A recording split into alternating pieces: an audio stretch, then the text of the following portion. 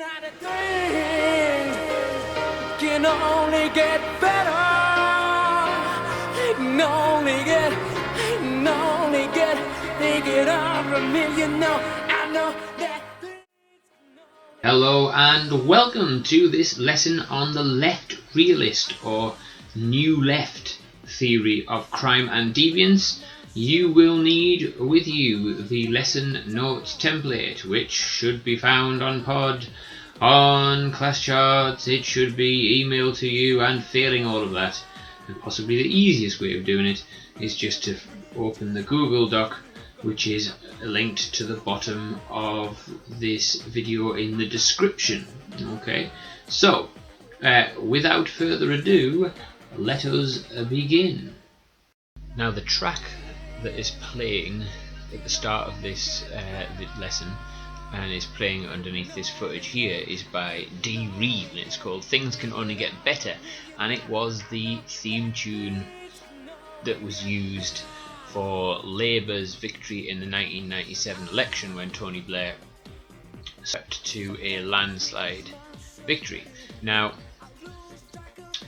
this lesson focuses on new left realism, which is very much focused with New Labour in the 1990s and with Clinton and the Democrats in America in the 1990s, and in many respects the new left response to the new right ideas of the 1980s is what we will focus on when we look at what new left realists argue about how crime should be tackled. So they look at the causes of crime differently to new right theorists, and they have some different ideas about how crime should be tackled.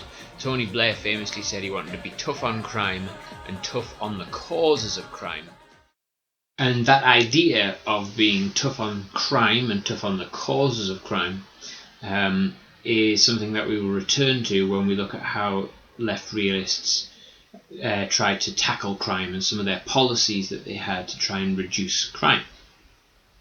But before we get to the new stuff on left realist views, we need to have a little bit of a recap of the work that you did last lesson on right realism. You will find on the second page of your lesson notes template a space for you to try and recall what right realists felt about the causes of crime, what they were going to do to provide solutions to tackle the problems of crime, and also some of the criticisms and evaluations that we could offer in relation to right realist theories. So pause this now, have a go at doing that from memory.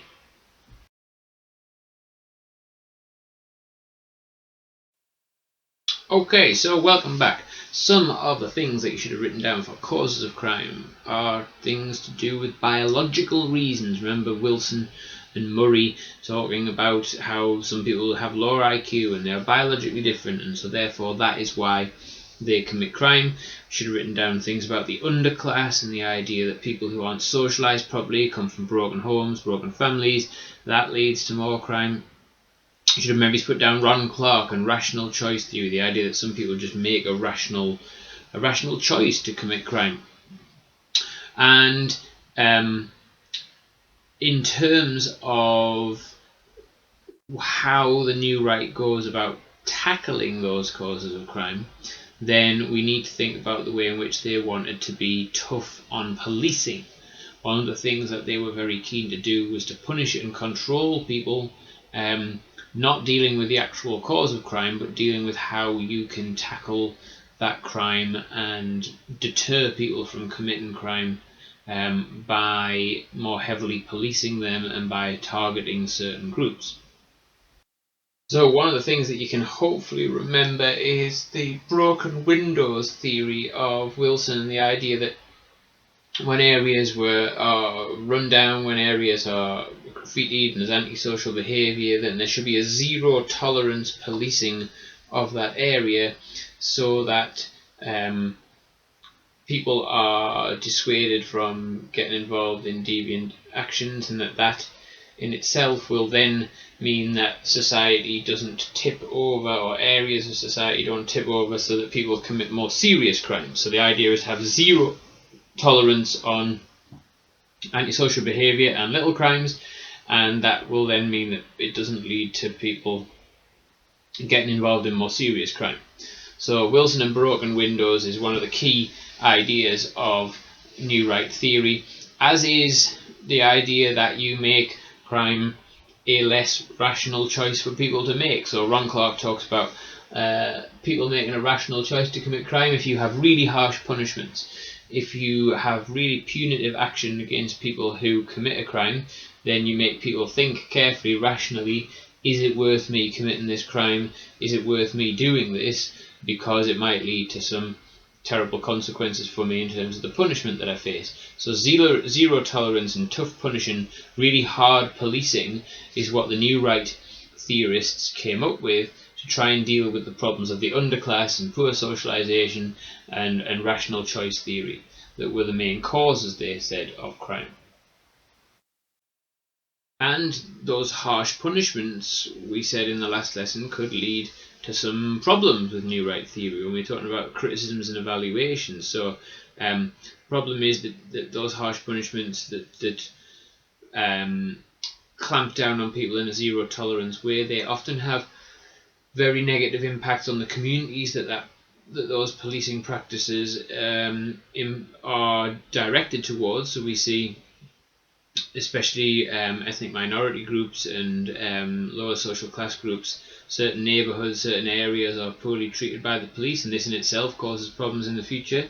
We also said that for many people it isn't really a rational choice. We're not really weighing things up here in terms of should I commit this crime, should I not.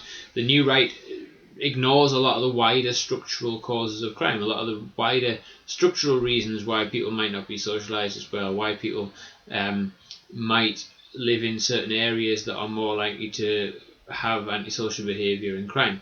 So this idea that the right realists don't fully look at the wider structural causes of crime, that was a key criticism of right realists that left realists made, and so left realists have a different perspective about what the causes of crime are and what should be done about those causes. Right, so let's turn now to what left realists do think about the causes of crime.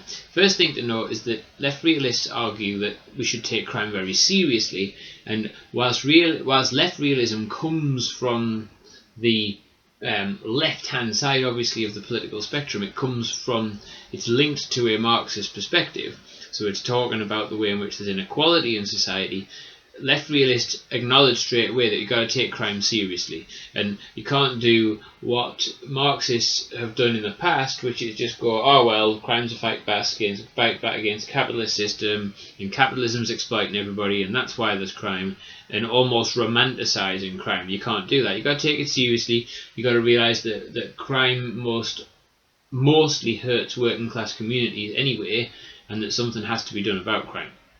So you will see on pages 3, 4 and 5 of your lesson notes template you have some excerpts from the textbook about left realism, and you are going to make some notes using that.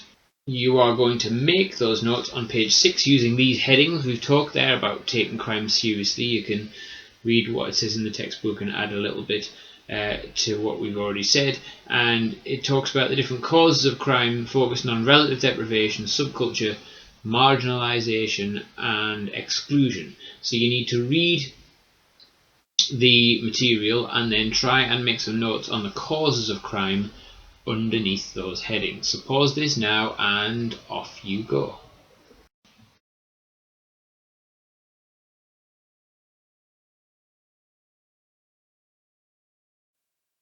Okay, hopefully what you've got a sense of there is there is a little bit of crossover with some of the theories that you've looked at before. So obviously subcultural theory and the idea of status frustration, some of the work of Cohen, etc., we can see that that is built upon by the New Left, and they understand that there are subcultures in society that have different values and they feel as though they are not part of mainstream society, and that is why they may get involved in crime. So subculture is one of the causes of crime from a New Left perspective.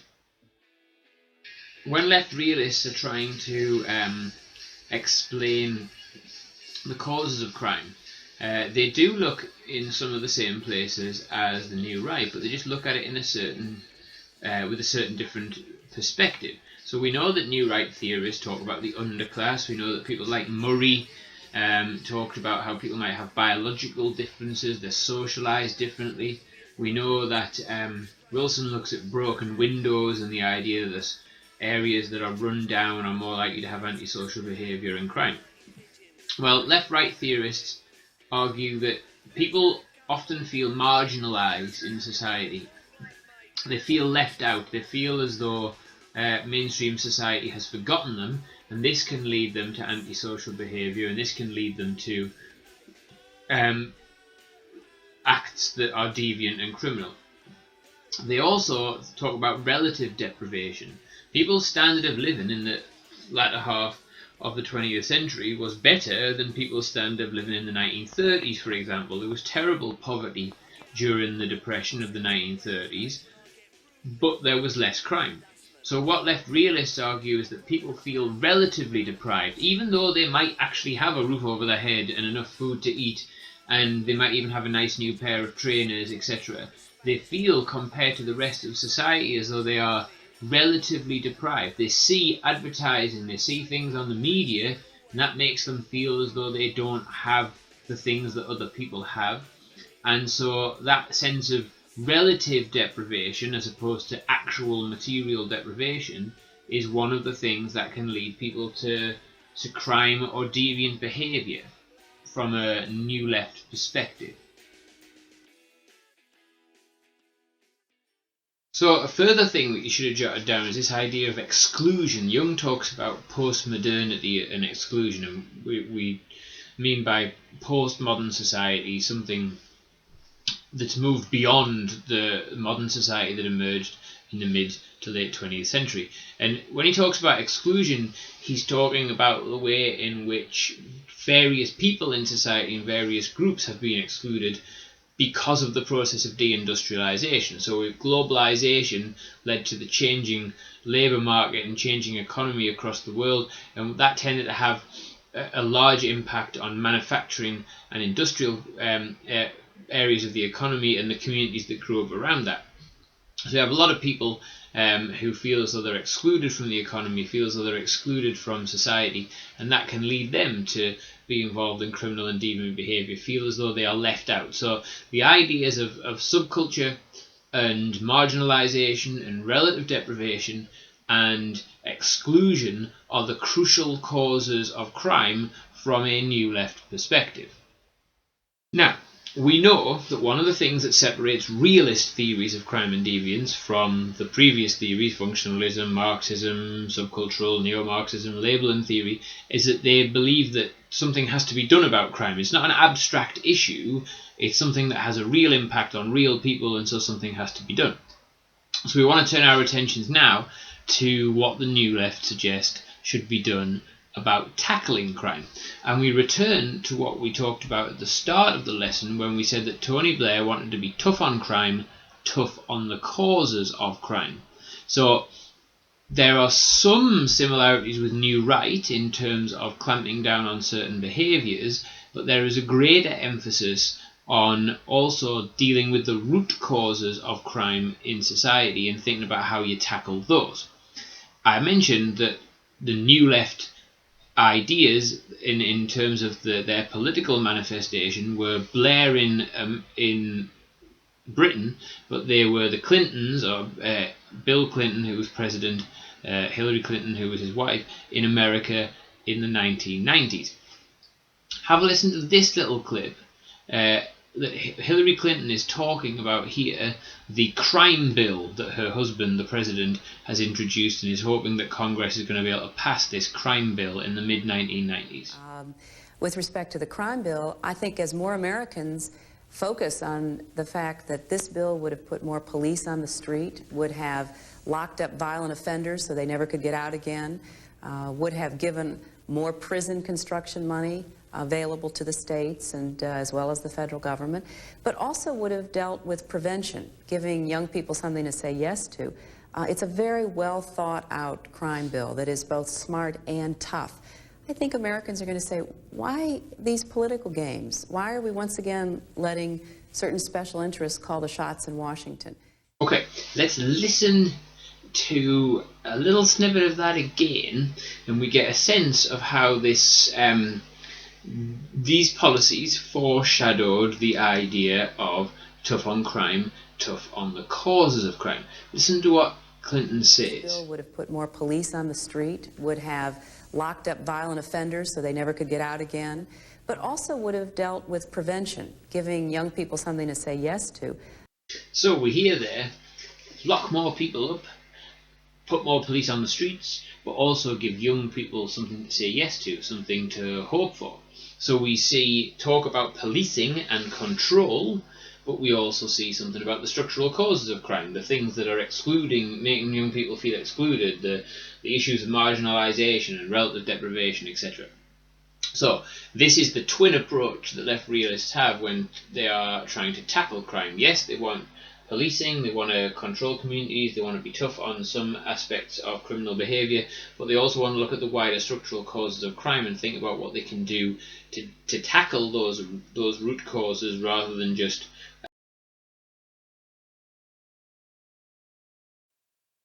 Okay, so left realist approach to policing and control is very different to right realists' approach to it. So right realists want zero tolerance, want stop and search, want to target certain neighbourhoods. Left realists are arguing that policing has to be consensual, it has to be community policing, where people in the community have a stake in the policing process and there's a dialogue between the police and the local community. Thinking about the structural causes of crime, thinking about trying to include more people in society and trying to address some of the issues of inequality, some of the new left policies that you might have looked at in education were about creating education action zones, about the government creating academies, trying to pump money into areas where there were traditionally low levels of educational achievement, poor schools, in order to try and help with those problems that are caused by poor education, which leads to people maybe not being able to access the job market and not being able to succeed and be part of mainstream society, which can lead to them being part of the underclass and being on benefits, etc. So this idea that there is a structural inequality and something needs to be done to try and address that is a way that left realists think about dealing with the causes of crime. Now, one interesting project that left realists often point to show the importance of dealing with the underlying causes of inequality in society if you want to try and reduce crime later on is the Perry Preschool or High School project that was completed in America in the 1960s. Watch this little clip that explains what the Perry Preschool project was all about, and then we'll think about the impact that had in the future on offending rates and on the criminal and deviant behaviour or otherwise of the communities that were involved. The Perry Preschool Project is perhaps the most well-known of all high-scope research efforts. This project examined the lives of African American children born into poverty and that were at a higher risk of school failure. This took place from between 1962 and 1967 of children that were ages 3 and 4.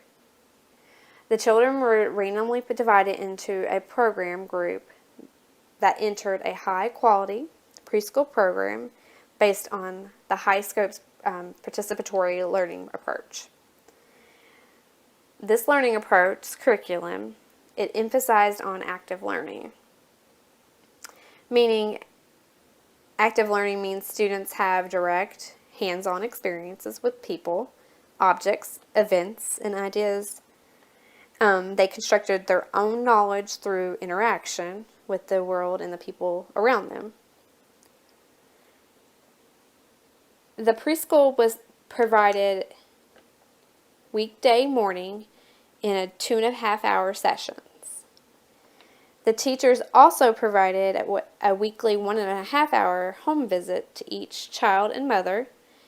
This was designed to involve the family and the mother in the education process at home. They were followed to adulthood to around age 40. And then in addition to the data that was gathered from the schools, they would follow their arrest records and the social services. They found in the study that adults at age 40 who underwent the preschool program had a higher earnings, committed fewer crimes, and they're more likely to hold a job. Some interesting facts that I saw from the study at age 27 was that 40% higher high school graduation rate, 50% fewer teen pregnancies on average, and then most completed an additional year of school. You will find on pages 7 and 8 of your lesson notes template a little bit more about the high scope project, the preschool project, that shows what the outcomes were for some of these kids that were followed through this program and had this intensive preschool work. Now, if we're looking at this from a left realist perspective, then we're saying that money has been invested at the grassroots of society in areas where people are relatively deprived, where they are in communities that maybe feel marginalized, in subcultural groups that in the future would be most likely to be involved in crime, and they've tried to intervene to deal with those underlying problems, the structural causes of criminal and deviant behaviour, and tried to address that. So that they're not just being tough on crime, but they are being tough on the causes of crime. So what is it about the people in these communities that disadvantages them, which then can lead to more criminal and deviant behaviour, and how can we address that disadvantage and try and deal with it so that they don't commit criminal and deviant behaviour. Okay, you should be starting to get a good sense of what the left realists think are the main causes of crime and how they propose to tackle crime and to try and reduce it. So have a look at this clip now, and it's similar to a sort of animated notes on left realism as you saw some animated notes on right realism.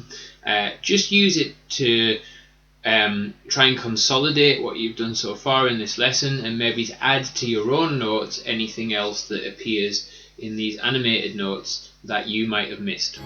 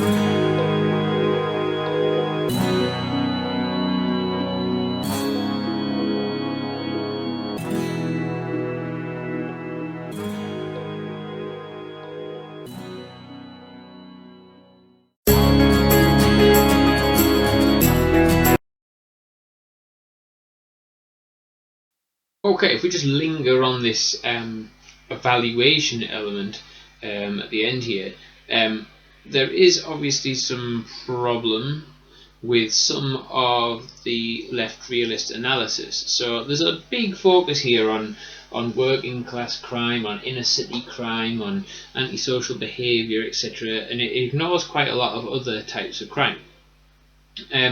There's also a problem of a reliance on explaining crime as the result of relative deprivation, because lots of people experience relative deprivation, but they don't commit crime necessarily. There's a issue which is mentioned here in the bottom right about the problem of using quantitative data from official statistics, which doesn't necessarily give a true picture of crime. Marxists are quite critical of left realists because they overlook the importance of crime such as white-collar crime, corporate crime, fraud, etc. So just to finish off, you can use this and also use page 5 of your lesson notes template, which has the excerpt from the book with some extra information on about some evaluation. Just fill in the last page of your lesson notes booklet with some space there to write down some points of criticism and evaluation of left realist theory.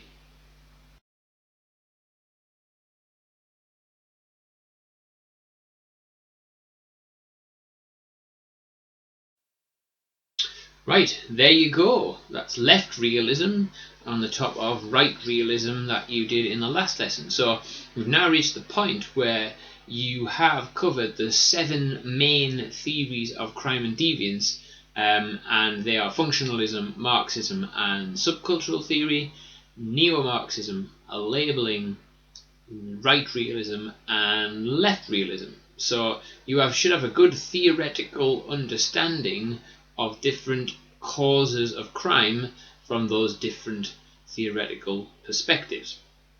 When we do our next lesson, we will try and tie a lot of these ideas together and try and see the similarities and differences between the different theories and consider how you might put this into an essay or an extended answer, and how you might use some of the information to cross-evaluate and to analyse in a more sophisticated way. So, I hope that you have enjoyed today's lesson. I hope that you have got yourselves a good set of notes. Until next time, take care, look after yourselves, and goodbye. United things can only get better. It can only get, take it on from me, you know. I know that.